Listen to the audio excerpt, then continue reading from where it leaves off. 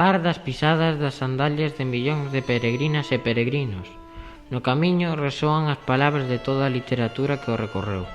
Se viaxamos ata a Idade Media, veremos que desde a Provenza emprendeu o camiño francés un divertimento que entretiña cabaleiros e damas.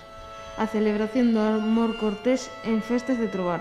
Así chegou a influencia da poesía trovadoresca a Galicia e o norte de Portugal, que tivo o seu máximo esplendor entre os séculos XII e XIV.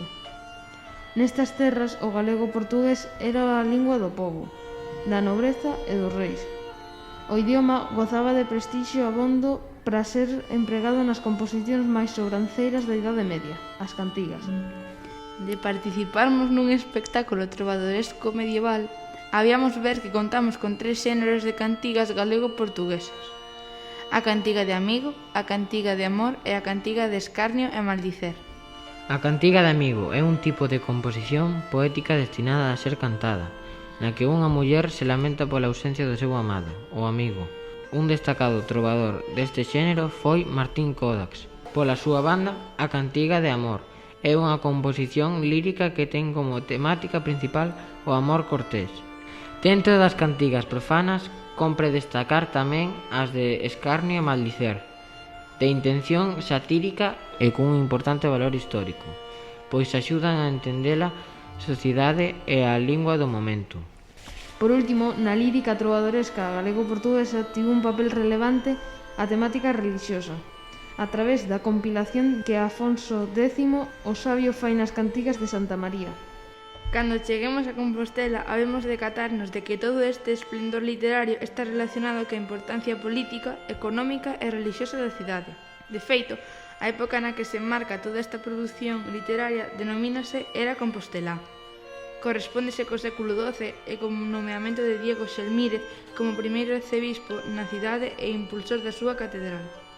Durante este século acontecen outros feitos de gran relevancia para a cidade e para o Reino de Galicia. A coroación de Afonso VII, a escrita do Códice Calixtino e o nacemento do Reino de Portugal, entre outros. A Idade Media foi un período de normalidade plena no uso da lingua, que era común para os territorios, ao norte e ao sur do Miño.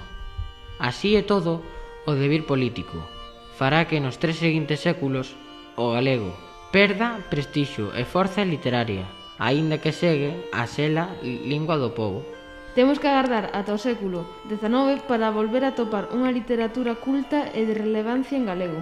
En 1837, na cidade onde remataremos o noso camiño, nace a figura máis trascendente, relevante e icónica da literatura galega, Rosalío de Castro.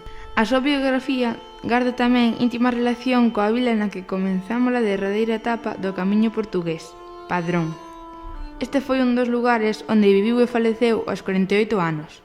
Cando posemos por esta vila, non debemos deixar de visitar a Casa da Matanza, a actual sede da Casa Museo Rosalía de Castro.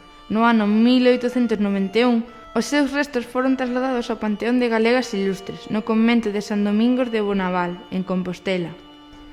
En 1863, a súa obra Cantares Gallegos sinala o inicio do resurdimento da literatura galega. Despois de varios séculos de decadencia, Rosalía devolveulle ás letras galegas o brillo do que gozaran na Idade Media. Cantares supuxo, sen dúbida, un fito literario naquela época, por o seu carácter reivindicativo, o seu uso exclusivo do galego e a autoría feminina. No centenario da publicación deste libro, a Real Academia Galega instaurou o 17 de maio como o Día das Letras Galegas, que foron dedicadas a Rosalía na súa primeira edición. Co seu segundo poemario, Follas Novas, publicado en 1880, consolida o empeño de facer poesía e literatura en galego e, en definitiva, prestixar esta lingua.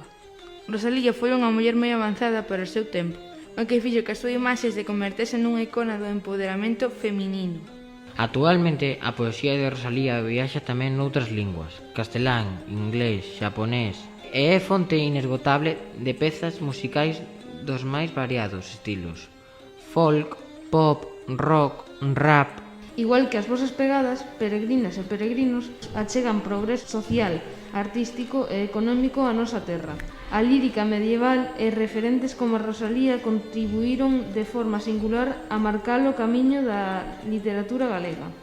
que durante o século XX vai ter momentos de grande esplendor e na actualidade goza de boa saúde e recoñecemento internacional.